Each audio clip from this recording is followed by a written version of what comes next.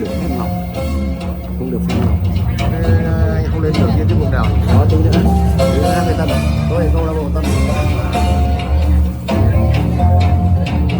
Bây giờ anh quay nhá, nếu mà thấy cái bài còn lên đấy, anh quay luôn nhé.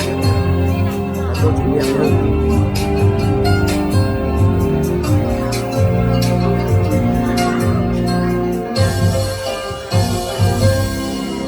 Việt Nam tôi yêu, nhớ sông lúa mênh mông đầu xa, tiếng mẹ hát ru âu ơ.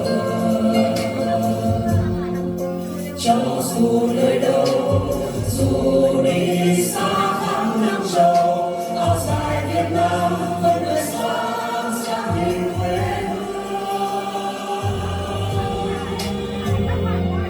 Và hôm nay đây tôi đứng giữa thanh thang trời mây, áo dài thướt tha nhẹ bay. Đây hồn Việt Nam ngàn năm lưu dấu nơi đây, đất trời mây xanh ôi đẹp đó xa tung bay. Nhẹ vương đôi ta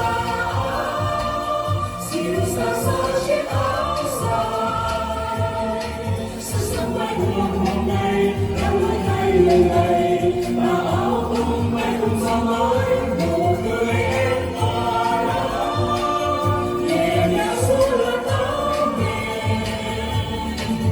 Tôi muốn nói với em rằng tôi yêu em, tôi yêu áo dài Việt Nam.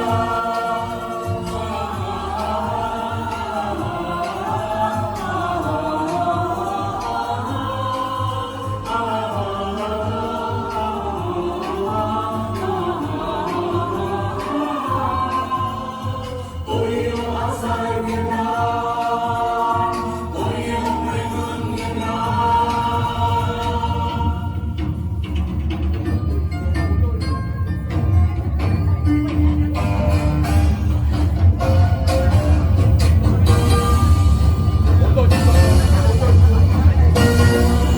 Và hôm nay đây